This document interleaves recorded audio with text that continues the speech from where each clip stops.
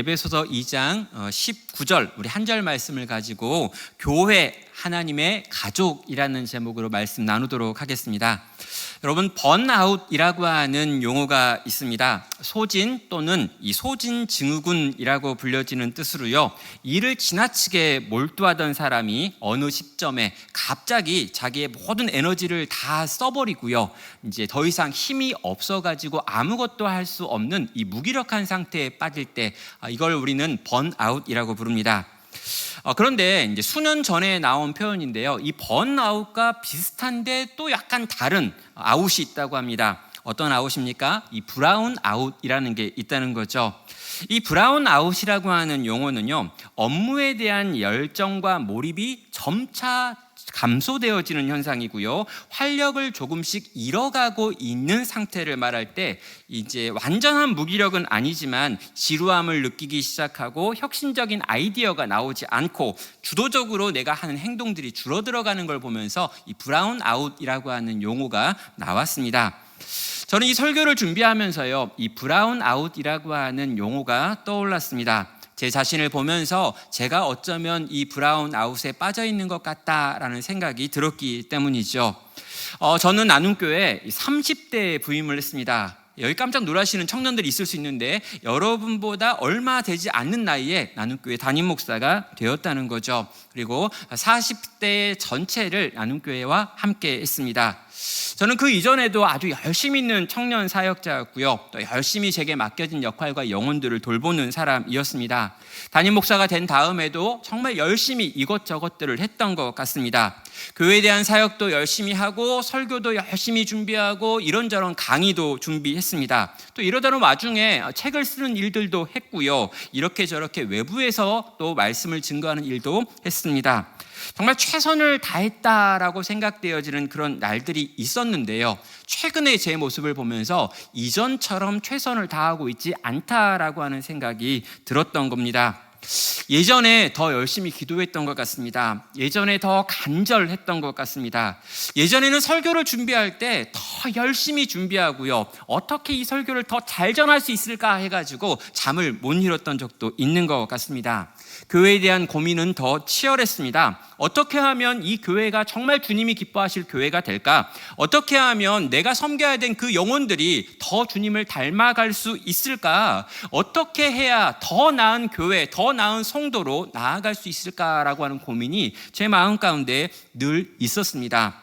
그래서 저와 가장 가까이에 있는 제 아내가 종종 저한테 경고하고 위협할 때가 있었는데요, 집에 왔으면 제발 가족들 좀 봐라, 이런 말로 저에게 굉장히 위협을 가한 적이 있습니다. 집에 왔지만 실제로 제 머릿속에는 온통 다른 생각들이 가득했기 때문인 거죠.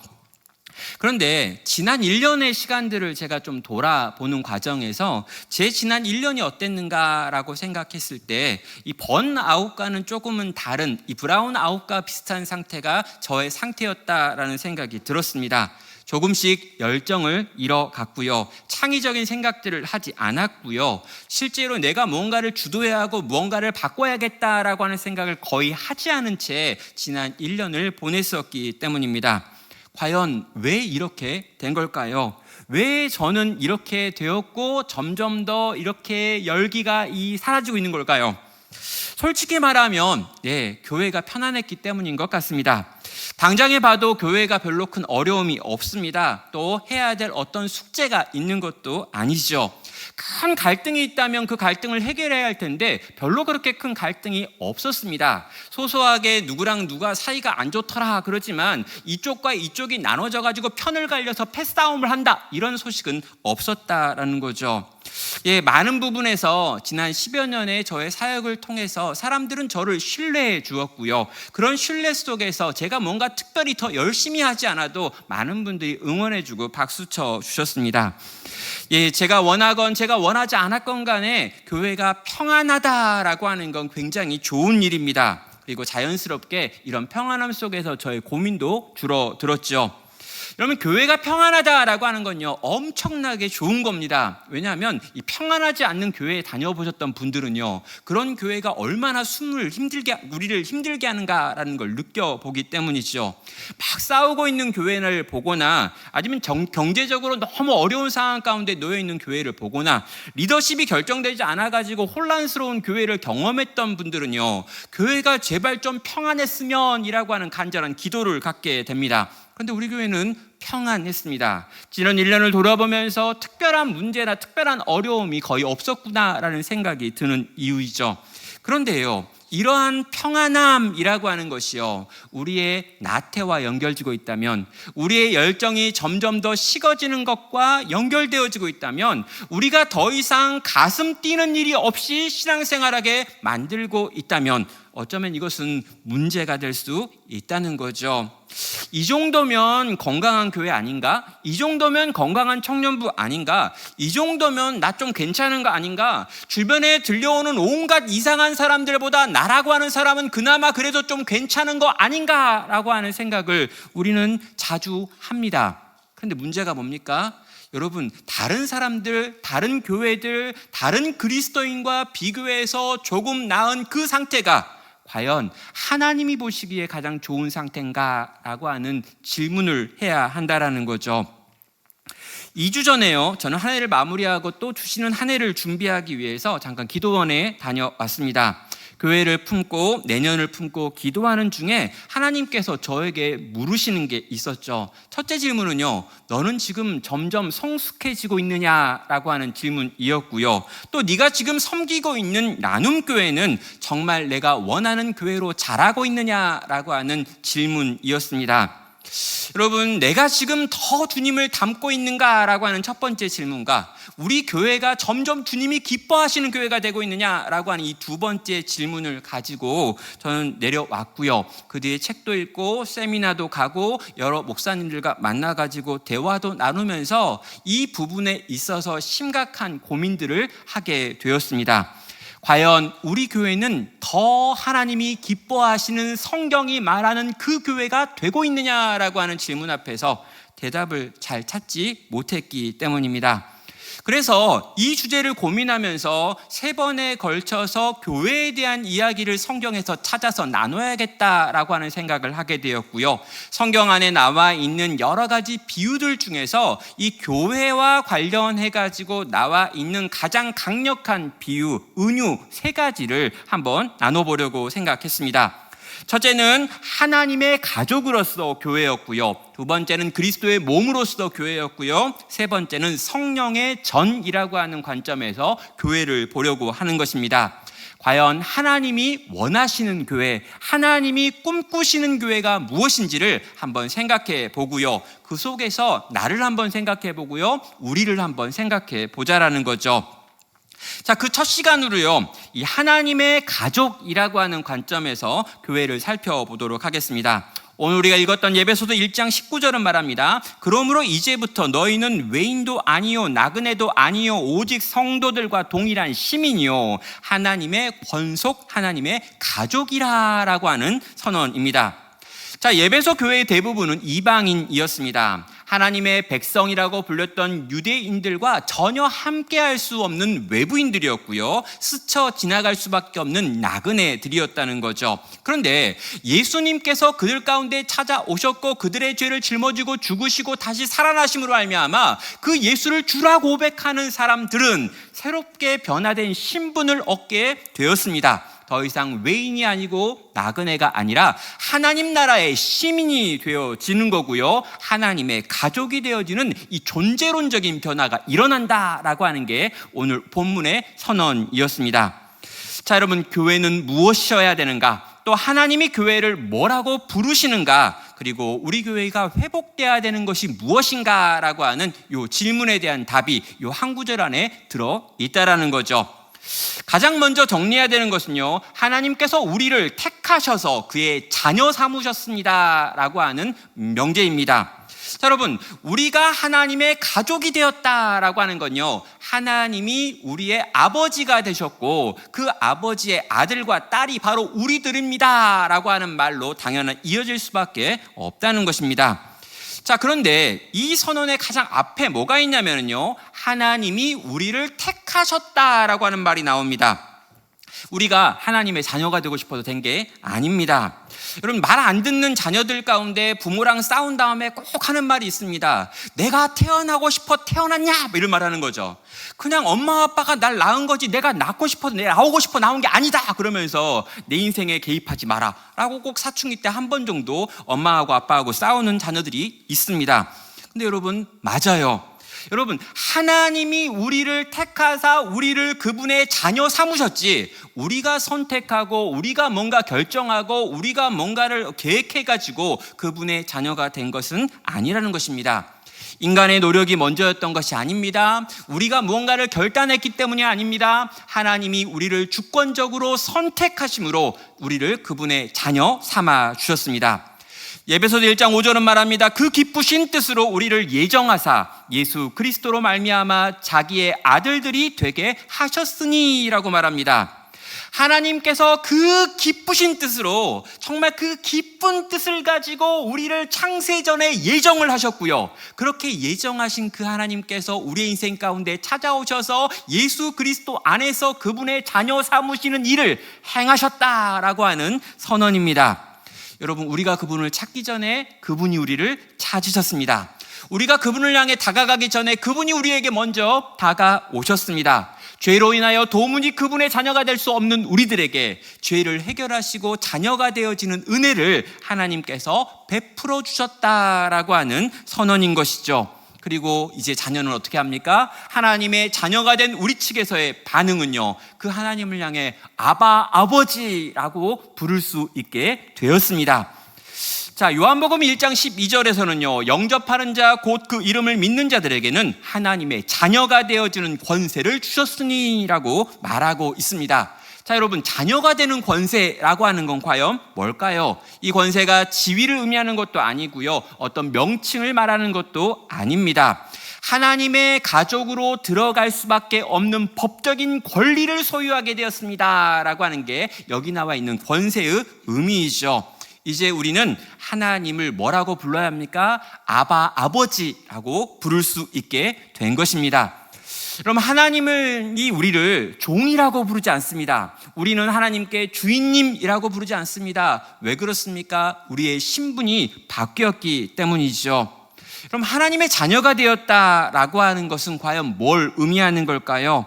여러분, 첫 번째로요, 하나님의 자녀가 되었다라고 하는 걸 생각할 때 먼저 특권이 있습니다. 하나님이 우리의 아버지가 되셨다. 그분이 나를 보호하시고 지키시고 먹이시고 입혀주신다, 인도하신다라고 하는 게 다 우리가 그분의 자녀이기 때문입니다. 여러분, 아버지가 나를 지키고 어머니가 나를 보호하면 내 인생 가운데 필요한 것들을 자연스럽게 공급하여 주신다라고 하는 게 이것이 갖고 있는 우리의 특권이라는 거죠. 그래서 우리는요, 하나님께 은혜를 구할 때 뭔가 약간 비굴한 모드로 가가지고 뭘 구하고 이러면 안 됩니다. 은혜의 보좌 앞에 담대하게 나가가지고 하나님, 나한테 이거 필요해요 라고 말하고 이거 주세요 라고 말합니다. 필요하면 주고요, 안 필요하면 안 줄 겁니다.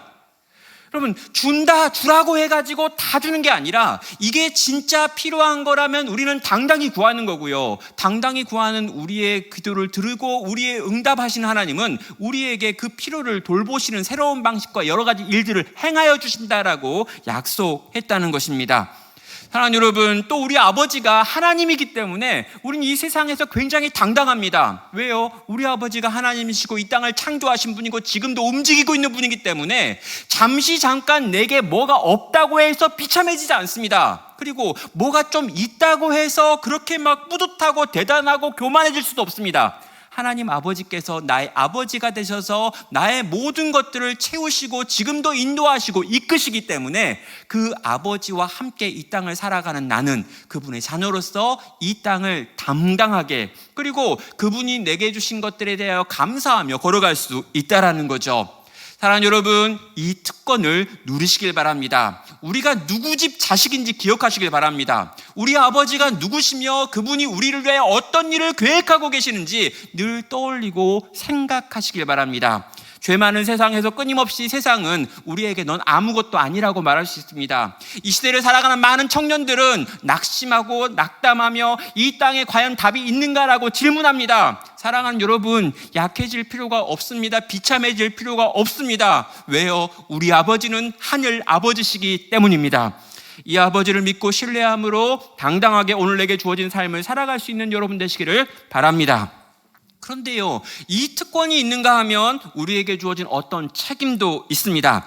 하나님께서 나를 택하셨다. 그가 나를 자녀로 부르신다. 이제 내가 하나님을 아버지라고 부를 수 있게 되었다 라고 하는 것은요, 우리에게 엄청난 책임을 부여하기도 하지요. 어떤 책임입니까? 먼저요, 내가 정말 죄인이었는데 도무지 내 힘과 능력으로는 하나님께 갈 수 없는 자였는데 그런 나를 택하셔서 당신의 자녀로 바꿔주셨다라고 하는 걸 알게 되면 여기서 뭐가 나올까요? 당연히 감사가 나옵니다.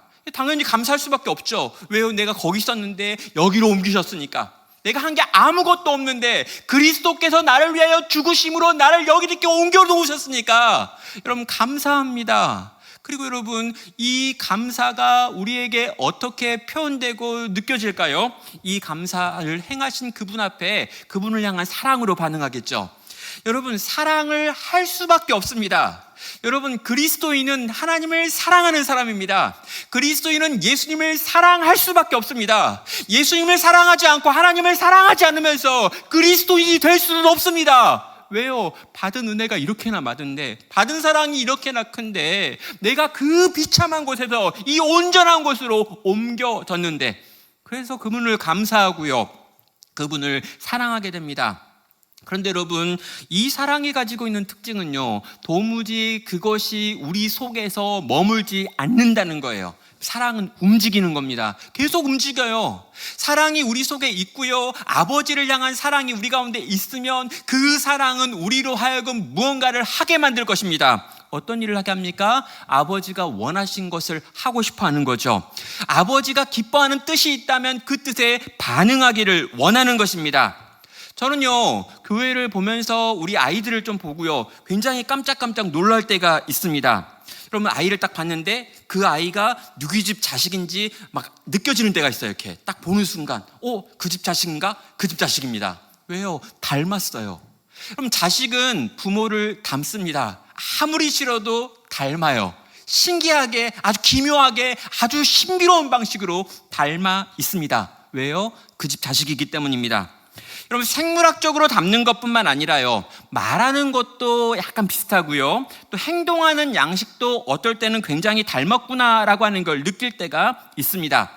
제가 예전에 들었던 말 중에 이 아들은 아버지의 이 걸음걸이를 닮는다라고 하는 말이 있었습니다. 이게 잘 이해가 안 됐어요. 왜 하필 걸음걸이를 닮는 걸까라고 했는데요, 어느 날 보니까 진짜 이 자녀들 중에 아들이 아버지가 걸어가고 자들이 걸어가는데 걸어가는 뒷모습이 너무 비슷해요. 걸음걸이가. 그래서 내가 알게 됐습니다. 아버지가 약간 꾸부정하면 아들도 꾸부정하게 걷습니다. 왜요? 이 아이가 자라가는 모든 과정에서 아버지의 등을 보고 걸었는데 그 아버지는 늘 그렇게 걸었으니까.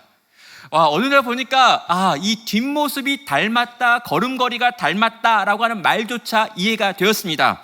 아들은 아버지를 닮습니다. 자녀들은 그 부모를 닮을 수밖에 없다라는 것이죠. 여러분, 그런 의미에서요, 성도가 무엇이냐, 교회가 무엇이냐라고 말할 때 교회와 성도는 이 교회와 이 성도의 모습을 통하여 하나님이 어떤 분이신지를 보여주고 드러내는 존재들이어야 했습니다. 교회를 통해서 하나님이 어떤 분이신지, 이 교회가 하는 여러 가지 결정과 선택을 통해서 하나님 아버지, 그들이 아버지라고 부르는 분과 얼마나 닮아 있는지를 통해 가지고 아버지를 드러내고 보이는 역할을 해야 한다라는 거죠. 그런데 오늘날 교회는요, 이 중요한 사실을 너무나 많이 잊어버린 것 같습니다. 그럼 하나님의 자녀임에도요, 세상 앞에 당당하지 못합니다. 세상의 잣대가 교회 안에 들어와 있는 것 같습니다. 무엇인가 좀 잘 되면 교회 안에서도 의기양양하고요, 뭔가 좀 안 되면 교회 안에서도 너무 비참하고 초라해져 버립니다. 왜 그럴까요? 하나님을 아버지라고 부르지만 막상 진짜 그 하나님이 나의 아버지라고 생각하지 않기 때문입니다.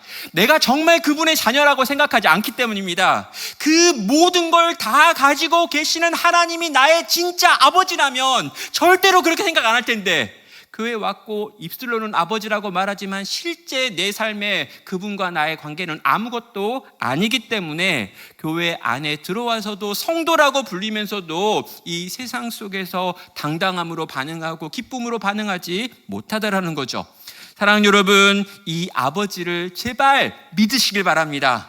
진짜 좀 믿었으면 좋겠어요.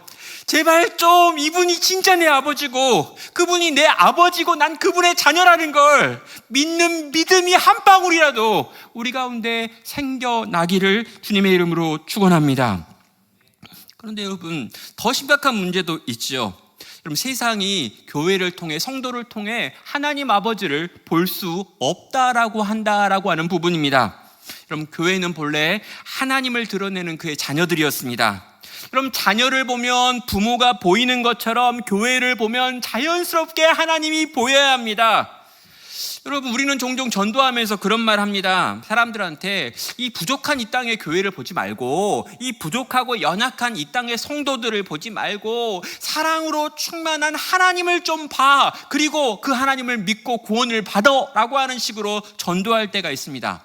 여러분, 그게 맞는 말일까요? 맞는 말이죠. 여러분, 우리 부족합니다. 교회도 부족합니다. 이런 우리들의 모습 때문에 상처받을 수 있습니다. 이런 우리들의 모습을 보면서 어려움을 당할 수 있습니까? 그러니까 이런 것 좀 보지 말고 정말 성경이 말하고 있는 저 찬란하게 빛나는 저 아름다우신 저 하나님만 바라보고 예수님만 바라보고 신앙생활했으면 좋겠다라고 말해요.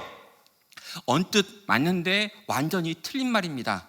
여러분, 세상은요, 보이지 않는 하나님을 볼 방법이 없습니다. 여러분, 세상은요, 들리지 않는 하나님의 목소리에 반응할 수 없습니다.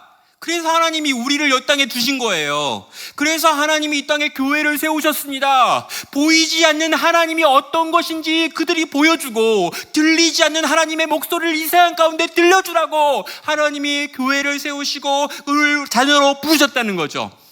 그 일을 하지 않습니다. 하지 못합니다. 사랑하는 여러분, 교회가 마땅히 주님을 닮아가기를 선택해야 되는 거예요. 우리가 주님을 닮은 모습이 돼야 합니다. 사랑하는 성도 여러분, 주님 닮기를 선택하십시오. 어떻게 생각하고 어떻게 말하고 어떻게 행동해야 되는지, 이러이러한 상황 속에서 하나님을 닮은 선택이라는 게 과연 뭔지 내가 하고 우리가 할 때 하나님은 이 땅을 통해서 이 땅에 하나님이 어떤 분인지 교회를 통하여 보여줄 수 있기 때문인 것입니다. 사랑하는 여러분, 거창한 게 뭔가 하라라고 말씀드리는 게 아닙니다. 여러분, 뭘 좀 해라, 뭘 좀 하지 말라라고 말하는 게 아니에요. 가장 중요한 건 진짜 하나님이 내 아버지라는 걸 믿는 거예요. 그리고 정말 그분이 내 아버지라는 걸 믿기 때문에 나오는 행동과 말과 선택들을 한번 해보는 거죠. 오늘 당장 안 바뀌어도 됩니다. 그냥 종종 생각하세요. 내가 말할 때, 내가 행동할 때, 뭔가를 선택할 때 아주 종종 가끔 제발 내가 누군지 떠올리라는 거죠. 그럼 교회도 마찬가지입니다. 교회가 무언가를 선택하고 무언가를 결정하는 과정에서 이 교회가 뭔지, 우리가 하나님을 뭐라고 부르고 있는지, 하나님이 우리를 어떻게 생각하시는지 조금이라도 생각한다면 교회가 달라질 것입니다. 다른 선택을 할 것입니다. 다른 길을 걸어갈 것입니다. 여기 계신 우리 모든 성도님들이 주님이 우리의 아버지가 되신다라고 하는 걸 믿고 신뢰하며 다시금 믿음으로 발걸음을 옮길 수 있기를, 다시 생각할 수 있기를 주님의 이름으로 축원합니다. 그럼 두 번째 명제는요, 서로 사랑하고 돌보는 형제자매가 되었습니다라고 하는 선언입니다. 자, 하나님께서 우리를 입양하셨습니다. 나를 그분의 자녀 삼아 주셨죠. 여러분, 그 놀라운 은혜로 말미암아 우리는 하나님을 아빠, 아버지라고 부를 수 있게 되었습니다. 그런데요, 내가 하나님을 향해 아빠, 아버지 그랬는데요, 내 옆에 똑같이 생긴 또 누군가가 아빠, 아버지라고 불러요. 그리고 또 다른 누군가도 아바, 아버지라고 부르고 있습니다. 하나님을 아빠라고 부르는 사람들이 내 주변에 있습니다. 그럼 그 사람들이 누구입니까? 한 아버지한테 아버지라고 부르고 있다면 그 아버지의 자식들입니다. 그리고요, 그 자식들은 바로 나의 형제와 자매가 되는 것이죠.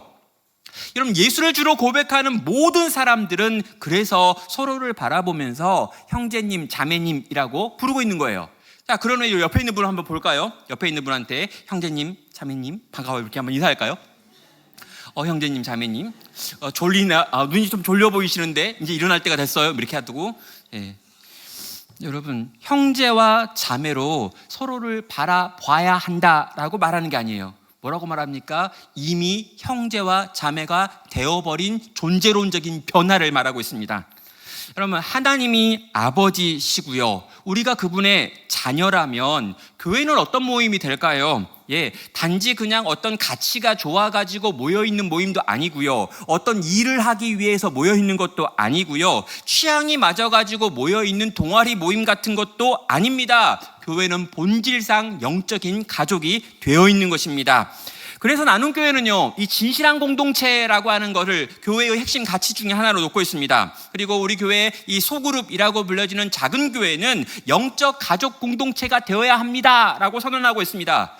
여기에 있는 청년부도 마찬가지입니다. 청년부 안에 있는 모두가 서로 친할 수는 없지만 적어도 우리가 청년부 안에 나눠놓은 소그룹 하나하나에서는 영적인 가족이라고 하는 걸 느끼고 경험할 수 있는 곳이 우리 교회가 되어야 한다라는 거죠.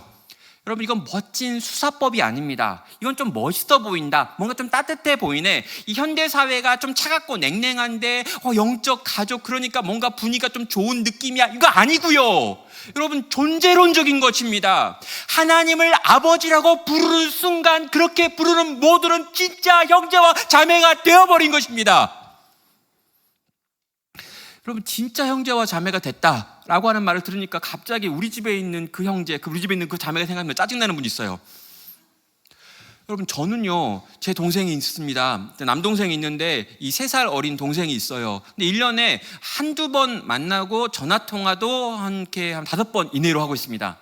근데 여러분, 별로 그렇게 막 친하거나 말이 통하거나 막 여러 가지 교제를 나누거나 그러지 않아요. 저랑 완전히 다릅니다. 전 좀 매력적인데 제 동생은 더 매력적입니다. 근데요, 이제 만나서 종종 같이 있으면 아무 말도 안 할 때도 있고요, 뭔가 이렇게 좀 너는 이렇게 그렇게 하냐 이렇게 말하고 싶은 때도 있고요. 근데 그럼에도 불구하고 내 동생이에요. 그럼에도 불구하고 걔 형이 나예요.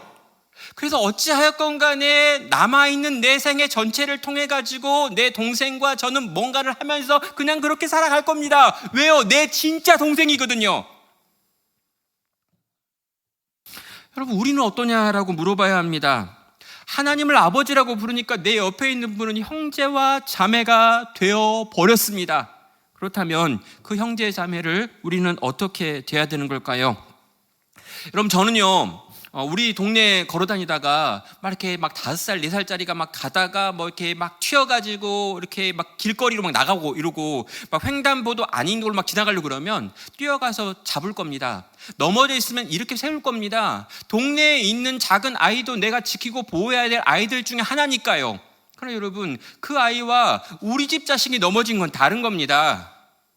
여러분, 그 사람들과 우리 집, 내 자식, 내 형제가 넘어지고 아프고 상한 거는 다른 문제라는 거예요. 아니, 그 사람들이 불쌍하지 않다가 아니라 저는 제 마음속에서 내가 모르는 내 형제 아닌 사람들을 대하는 태도와 형제를 대하는 태도가 다를 수밖에 없다라고 믿는다는 거죠. 그런데 교회는 내 형제고 내 자매입니다. 사랑하는 여러분, 질문할 수 있죠. 내 옆에 있는 그분은 내 자매가 맞습니까? 내 옆에 있는 그분은 내 형제가 진짜 맞느냐는 것입니다. 여러분, 교회에서 약간 이렇게 관심 받는 게 싫다라고 하는 분들 있습니다. 가능하면 교회 안에 깊이 들어가긴 싫다라고 하는 분들이 있어요. 예배는 내가 드리고 예배에서 은혜는 받고 함께 뭔가 한쪽 방향을 바라보는 시간은 괜찮지만 서로가 서로를 바라보면서 마음을 나누고 생각을 나누고 함께 교제하는 건 싫어라고 생각하는 분이 있습니다. 예배는 드리지만 난 등록하지 않을 거야 라고 하는 분들이 있습니다. 여러분 왜 그런 겁니까? 교회 안에 들어왔다 상처받는 분들이죠. 교회 생활 해봤는데 힘든 겁니다. 내 기질과 성향은 굉장히 나 자신께 내향적인데 사람들을 만나가지고 뭔가 교제하고 시간을 보내는 게 너무나 아깝고 별로 내게 이익도 되지 않는다라고 느껴지고 생각되기 때문인 거죠. 그게 맞는 걸까요? 사랑하는 여러분, 우리가 그리스도의 몸된 교회 안에 들어와서 형제와 자매가 되었을 때 주어지는 특권이 있습니다. 어떤 특권이냐고요? 사랑받을 특권입니다.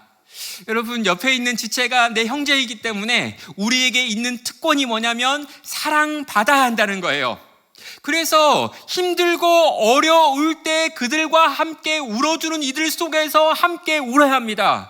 여러분, 기쁘고 좋은 일이 있으면 그분들과 함께, 형제 자매들과 함께 나의 기쁨의 이야기를 나누고 함께 웃어야 합니다. 함께 또 춤을 추고 함께 시간을 보내고 함께 먹고, 그러면서 내 속에 있는 나됨이라고 하는 것을 형제와 자매들 속에서 누리고 나눌 수 있다라는 거죠. 여러분, 그래서 성도는 혼자 울 권리가 없습니다. 성도는 혼자 울면 안 돼요. 성도는 혼자 웃어서도 안 됩니다. 혼자 웃으면 약간 정신이 이상할 수 있어요.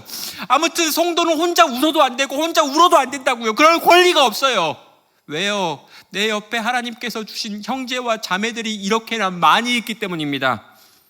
여러분, 우리는요, 이 사랑받을 특권이라고 하는 걸 가지고 있을 뿐만 아니라 사랑할 권리도, 사랑할 의무도 가지고 있습니다. 로마서 12장 10절은 말합니다. 형제를 사랑하여 서로 우애하고 존경하기를 서로 먼저 하라라고 명령하죠. 로마서 1장부터 11장까지의 내용은 복음의 내용이고요, 12장부터 16장까지는 그 복음에 합당한 삶에 대한 내용입니다. 그리고 복음에 합당한 삶을 이야기하면서 하나님 앞에 드려지는 거룩한 산제사로 너의 몸을 드리라 라고 명령한 다음에 바로 형제를 사랑하라라고 말하고 있습니다. 여러분, 사랑은요 그냥 감정이 아닙니다. 여러분, 사랑을 감정으로 오해하시는 분들이 지금도 있어요. 느낌이 와야지, 뭔가 마음이 동해야지, 그래야 내가 뭔가 반응하고 사랑합니다라는 고백도 하고 축복합니다라는 말도 하고 찾아가서 뭐라도 사주고 하지, 마음이 동하지 않았는데 그렇게 하는 것은 위선적인 행동 아니냐라고 하는 분이 있습니다. 여러분, 맞아요. 세상은 그렇게 말하겠죠. 진실한 사랑을 해야 돼, 진정성 있는 사랑을 해야 돼 라고 말하면서 마음이 먼저 움직이고 그 마음에 합당하게 움직이라, 행동하라 라고 말하는 게 어떻게 보면 세상이 말하는 진정한 사랑일 수 있습니다. 근데 여러분, 성경이 말하는 사랑은 그것과 다릅니다. 마음이 없어도 해야 합니다. 뭐라고 말합니까? 하나님을 아버지라고 부르기 때문에 내 옆에 있는 그는 형제와 자매가 되었고, 형제와 자매인 그가 지금 울고 있다면, 그가 지금 배고프다면, 그가 지금 연약하여 쓰러졌다면, 여러분의 마음에 불쌍한 마음이 들건 내가 평소에 좋아하는 스타일이건 아니건 간에 먼저 내 몸이 그를 향해 움직여서 그의 피로를 채워주는 것이 마땅하다라는 것입니다. 갈라디아서 6장 2절은 말합니다. 너희가 짐을 서로 지라, 그리하면 그리스도의 법을 성취하리라 라고 말합니다. 여러분, 먼저 그냥 가서 서로의 짐을 함께 짊어져 주는 것입니다. 그게 빠지면 안 된다라는 것이죠. 성도 여러분, 오늘날 많은 교회가요 서로를 형제자매라고 생각하지 않습니다. 교회를 함께 다녀도 서로의 아픔을 모릅니다. 아니, 아픔을 모르는 걸 넘어서 이름을 모릅니다. 그리고 그게 괜찮다고 생각합니다. 누가 울어도요, 그 사람 왜 울까라고 생각하고요, 그냥 지나가요. 누가 좋은 일이 생겨가지고 웃는데 나는 좋은 일 안 생겼으니까 같이 기쁘지가 않습니다. 개인주의가 교회 안에 깊숙이 들어와 버렸습니다. 가끔은 교회가 마치 모래알 같습니다. 아주 느슨하게 예배를 드릴 때 전방을 바라보면서 뭔가 잠깐 하는 것 같지만 끝남과 동시에 단 한 명하고도 인사하지 않고 눈 마주치지 않고 웃어주지 않고 그냥 그렇게 사라져버리는 사람들이 교회 안에 너무 많습니다. 그걸 당연하다고 생각합니다. 사랑하는 여러분, 그게 과연 교회인 걸까요? 세상에서 가장 외로운 것이 어쩌면 교회가 될 수 있는 이 땅의 현실이 정상적이냐라는 것입니다. 사랑하는 성도 여러분, 교회는 원래 그런 곳이 아닙니다. 교회는 하나님을 아버지라고 부르는 자녀들의 모임입니다. 내 옆에 앉아 있는 이들이 나의 형제고 나의 자매입니다. 내 가족입니다. 그래서 우리는 내가 가족으로서 내가 누려야 될 사랑받을 권리를 주장해야 합니다. 날 좀 사랑해 주려고, 내 이야기 좀 들으라고, 내가 지금 이렇게 힘들다고, 나 혼자 울게 내버려두지 말라고. 우리는 사랑받을 권리가 있어요. 이 권리를 강하게 주장하십시오. 그리고 여러분, 우리에게 특권, 우리에게 해야 될 의무가 있단 말입니다. 사랑해야 합니다. 누군가의 짐을 함께 짊어지는 것이죠. 누군가의 상처를 덮어주는 겁니다. 누군가의 기쁨에 함께 기뻐하고 춤춰주는 일이 이 땅의 교회인, 이 땅의 형제 자매를 둔 교회의 성도들이 함께 해야 한다는 거죠. 성도 여러분, 생물학적인 가족도요, 제대로 된 가족이 되려면 애쓰고 노력해야 합니다.